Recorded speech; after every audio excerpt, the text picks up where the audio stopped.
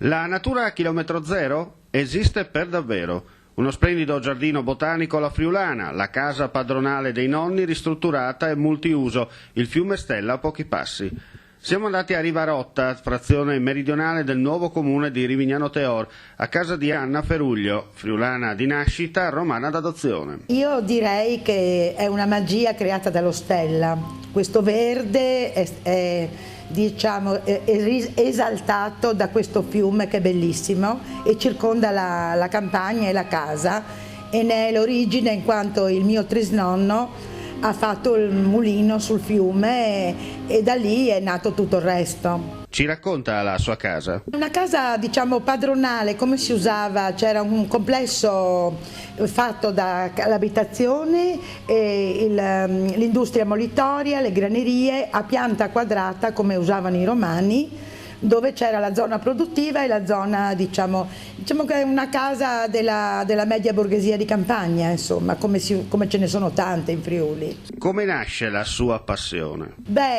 Sono nata in una famiglia dove la cultura era un valore insieme alla patria e la cultura era conoscere il mondo, quindi leggere, imparare, amare la natura. Da qui il mixage applicato. Sì, questo mantenimento della casa che è durato dalla fine del Settecento fino adesso, di generazioni che hanno amato questo posto e non se lo sono diviso, ma hanno fatto la vecchia storia delle famiglie, che il fratello più grande era in divisa e quindi è durata fino a me. E io sono stata felice da piccola qui, perché è un paradiso questo posto. Lei friulana di nascita ma romana d'adozione. Cosa vuol dire lasciare l'urbe per ritornare nella sua terra? E le memorie, poi avevo le zie, gli zii che abitavano qui, avevo questa zia che era molto colta, era insegnante, lei ha insegnato più di 20 anni al Marinelli Lingue, era nata nel 1894.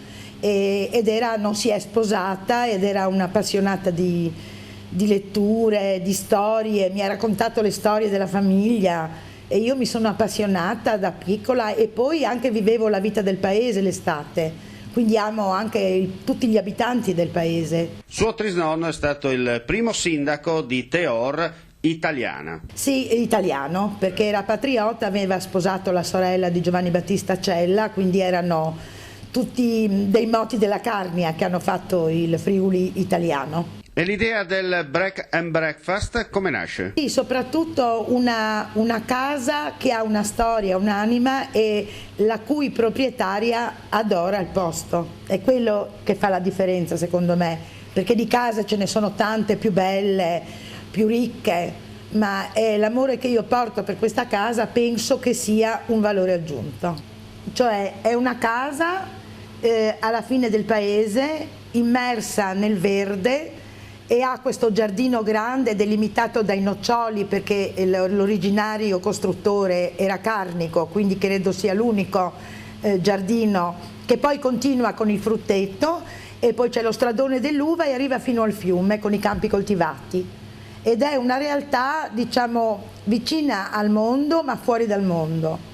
Anche perché poi è una casa che conserva i mobili originali ed è un ambiente 800 proprio, 800 perché c'è tutto, dal pavimento, tutto, ed è stato conservato. Ho fatto solamente 2 zone separate della casa, con i mobili dei nonni, dei bisnonni, e questo è il vero bed and breakfast all'inglese, cioè un'ospitalità in casa, non il bed and breakfast commerciale tipico. È un bed and breakfast dove alla mattina si fa colazione nel salone, si mangiano le cose che mangiavo io, le crêpe, ci sono gli scrambled eggs perché mia zia aveva vissuto a Londra, e le torte francesi, inglesi, tutte le ricette infilate nell'artusi della zia, e quindi è un bed and breakfast veramente particolare. Direi più un'ospitalità in casa.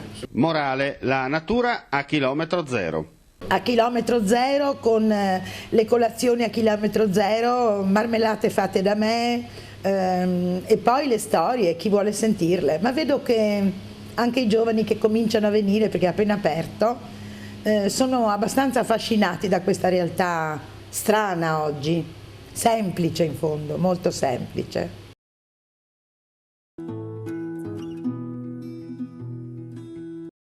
Nel comune di Rivignano Teor si sperimenta il futuro, come ci conferma l'assessore comunale all'ambiente Massimo Tonizzo. È un'esperienza nuova che abbiamo voluto proporre quest'anno ai ragazzi della terza media. Siamo convinti noi della Protezione Civile che è importante seminare soprattutto nella popolazione giovane, e quindi abbiamo voluto proporre a questi ragazzi la possibilità di fare delle esperienze, e quindi creando un campo 3 giorni all'interno del Parco dello Stella, dove i ragazzi hanno potuto sperimentare tutte le attività e le attrezzature che la Protezione Civile usa tutti i giorni. E devo dire che abbiamo avuto un risultato stupendo, meraviglioso. I ragazzi si sono divertiti tantissimo, hanno seguito le lezioni che abbiamo fatto con attenzione, e quindi siamo convinti che abbiamo lasciato a loro sicuramente un qualcosa in più, un qualcosa che porteranno dentro di loro, e chissà, magari un giorno questo sboccerà nella passione di fare il volontario della Protezione Civile. Ecco, un senso civico già da un'età importante. Sì, infatti i ragazzi possono iscriversi alla Protezione Civile a 16 anni, noi abbiamo voluto dare questo input a 14 anni, in modo che ci siano 2 anni di riflessione, dopodiché liberamente decideranno se appartenere o meno al gruppo di Protezione Civile. Ma al di là di quello che conta è che in questi giorni abbiamo spiegato loro cos'è la squadra, cos'è lo spirito di squadra, e soprattutto cosa vuol dire lavorare insieme per un fine unico.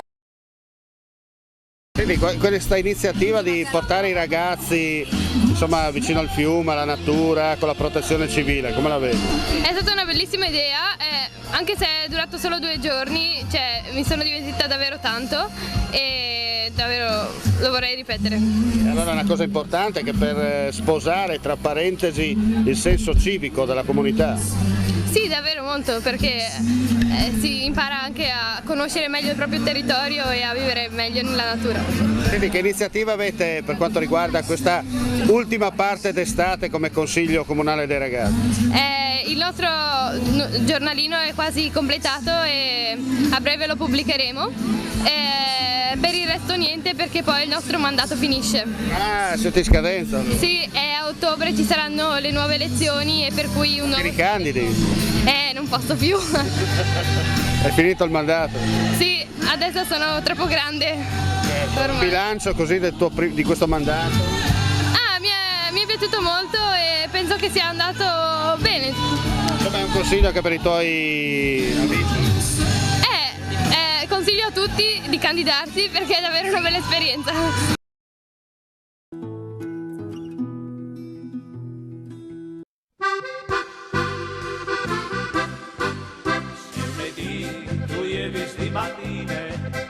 E tagliè le femmine e noie né in bagno né in cucine, ma scappate via senza di te. Mole tu e vena bevi un tai, vena bevi un tai, vena bevi un tai. Mole tu e vena bevi un tai, che domani tu ci atti su nel mio. Un tai di che il buon e tu sta su il mio.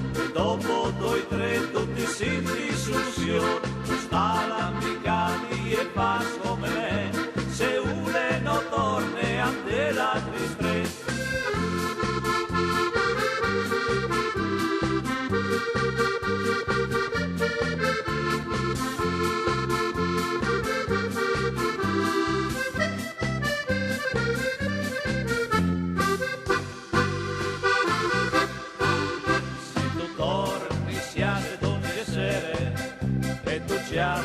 Lì la tua metà e restate là da parrucchiere e finisco sì la libertà.